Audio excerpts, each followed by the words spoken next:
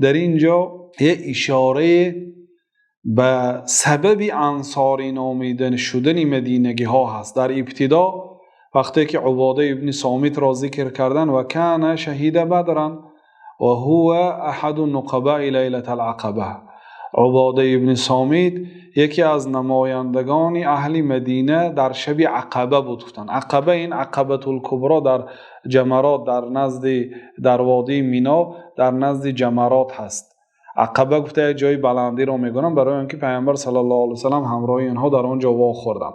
بار اول با 6 نفر واخوردند، بعد آنها سال آینده 12 نفر شده آمدند که با آنها بیعت کردند که عباده ابن صامت اشتراک کردند.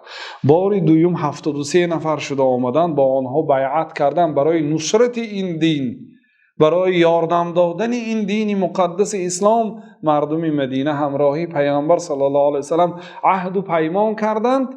بنابراین این سبب شد که آنها انصاری نامیده شدند. برای نصرت دین محمد صلی الله علیه و سلم آنها عهد و پیمان داده بودند. یعنی این سبب انصاری نامیده شدن آنها هست و دوست داشتن انصاری ها از ایمان است، برای آنکه آنها را الله تعالی دوست می‌دارد و پیغمبر صلی الله علیه و سلم دوست می‌دارد و همچون مکافات دوست داشتن آنها را هم از ایمان پیامبر صلی الله علیه و سلم قرار دادند. والله اعلم و صلی الله و سلم علی نبینا محمد و علی آله و صحبه اجمعین.